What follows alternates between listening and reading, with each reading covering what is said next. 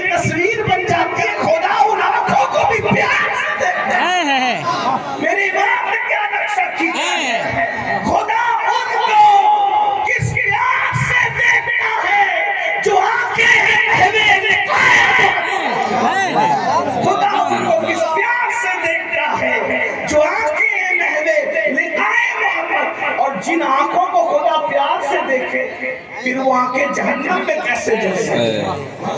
اس لیے جہنمیوں کو اپنی اصلاح کر لینی چاہیے، جو صحابہ پر بک بک کر کے کہیں سے وفاداری کا سرٹیفکیٹ حاصل کرنے کی کوشش کرتے ہیں۔ یاد رکھنا، ایران کی وفاداریاں کسی کو جنت میں نہیں لے جا سکتی، اگر وفا لے کر جائے گی تو مصطفیٰ جان رحمت کی وفا جنت میں لے کے جائے گی، اور نبی کا سچا وفادار وہی ہے جو اہل البیت کا بھی ادب کرتا ہو اور صحابہ کا بھی ادب کرتا ہے، اور وہ سچا مسلک اہل سنت کا ہے بیڑا پار۔ اصحاب حضور نجم ہے اور ناؤ ہے، اطرت رسول اللہ، اصحاب نجوم رہنما ہے، کشتی ہے آلے مصطفیٰ۔ عرض کر رہا تھا، توجہ کرے، میں نے وضاحت کر دی کہ ہر صحابی رسول اللہ کا جنتی ہمارے سنیوں کے عقیدے میں، دوسروں کی بات میں نہیں کرتا، کیونکہ مجمع سنیوں کا، جلسہ سنیوں کا، عرف سنیوں کا،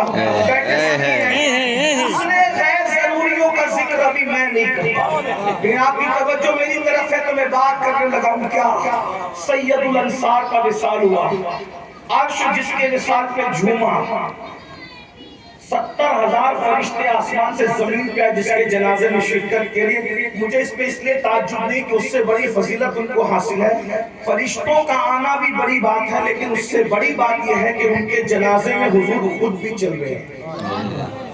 جانے ملائکہ جس کے، جانے کائنات جس کے جنازے میں آ جائیں، اب بتائیں اس سے بڑا خوش نصیب کون ہو سکتا ہے؟ لیکن سنیو، یہی عبرت کی بات ہے، جن کے رتبے ہیں صحابہ کو سوا مشکل ہے، یہی عبرت کی بات ہے۔ جب حضور میں ان کو، حضور جب جس کے جنازے میں جائے، بھئی اگر ہمارے کسی کے جنازے میں پیر صاحب آ جائیں، سید صاحب، سید بادشاہ آ جائیں، ہم کہیں یار کیا خوش نصیب ہے، پیر صاحب آ گئے تو بخشا ہی گیا، محمد علی فیضی مدعائے رسول آ گئے وہ تو بخشا ہی گیا، اور وہ فلاں صاحب آ گئے تو وہ بخشا ہی گیا۔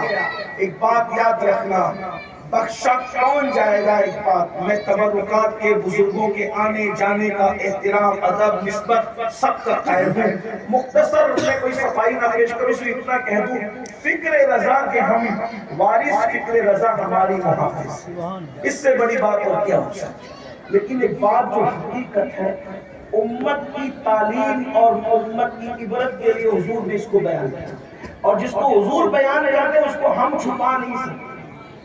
اللہ کے رسول صلی اللہ علیہ وسلم کا وہ صحابی سعد ابن معاذ جو سید الانصار، جس کے وصال پر عرش جھوم رہا ہے، 70,000 فرشتوں کا نزول ہو رہا ہے، اور اللہ کے رسول اس جنازے میں خود شریک ہے، حضور شریک ہے، صدیق اکبر شریک ہے، فاروق اعظم شریک ہے، عثمان غنی شریک ہے، مولا علی شریک ہے، یعنی یہ سب بڑے بڑے بزرگ۔ میں نے کہا جنت بھی رشک کی نظر سے دیکھتی ہوگی سعد ابن معاذ کو، جس کے جنازے میں اتنے بڑے بڑے لوگ شریک ہیں۔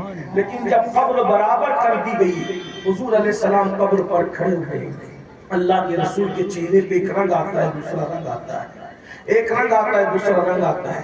حضور کے چہرے پر مختصر یہ کہ پریشانی کے یا کچھ غم کے آثار، غم زدہ کے چہرے پر، غم گسار کے چہرے پر کچھ غم کے آثار نظر آتے ہیں، اور اللہ کے رسول علیہ السلام کی زبان سے ایک آواز ترتیب پاتی ہے، اللہ اکبر، اللہ اکبر، سبحان اللہ، سبحان اللہ، الحمدللہ، الحمدللہ۔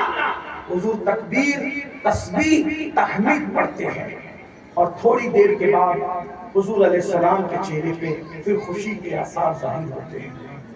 ان کا تو کام بن گیا، جس کی قبر پر حضور کھڑے تھے، صحابہ نے پوچھا آقا ان کے قبر پہ کھڑے تھے تو آپ کے چہرے پر کچھ پریشانی کے آثار کیوں ظاہر ہو رہے تھے؟ میرے آقا کا جواب سن لیجئے اور پھر اپنی قبر کی فکر کیجئے۔ میرے آقا فرماتے میرے صحابہ، تمہارے اس نیک بھائی پر، نیک حضور جس کو نیک ہے اس سے بڑا نیک کون ہو سکتا ہے، اس کا اندازہ کر رہے ہیں۔ لیکن یہ صرف تعلیم امت کے لیے صحابی کا درجہ بہت بڑا ہے، صرف تعلیم امت کے لیے۔ تمہارے اس نیک بھائی پر اس کی قبر تنگ ہو گئی تھی، تمہارے اس نیک بھائی پر اس کی قبر تنگ ہو گئی تھی، قبر نے اس کو دبانا شروع کیا۔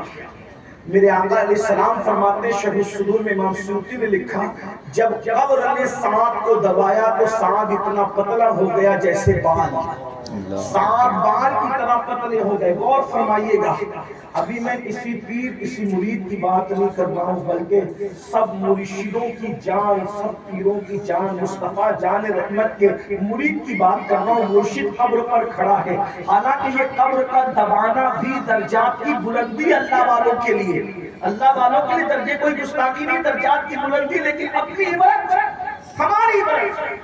فرمایا وہ بال کی طرح ہو گیا۔ اور پھر دوسرے مقام پر امام سیوطی ہی نے لکھا کہ اگر قبر کے دبانے کے بچنے سے کوئی، قبر کے دبانے سے اگر کوئی بچ سکتا تھا، قبر اگر کسی کو نہ دباتی اگر کوئی بچ سکتا تھا، یہی نیک بندہ تھا، مگر قبر نے اس کو بھی دبایا۔ اور آقا نے ایک مقام پر اور ارشاد فرمایا، قبر نے صاحب کو اتنا دبایا کہ اس کی ہڈیاں ایک دوسرے میں مل گئی۔ آقا نے فرمایا کس کی؟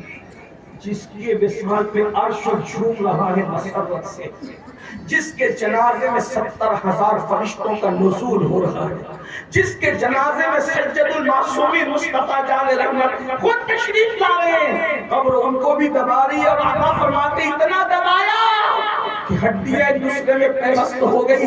صحابہ کرام نے اس کی آقا قبر نے ان کو کیوں دبایا؟ ان کے دبانے کی وجہ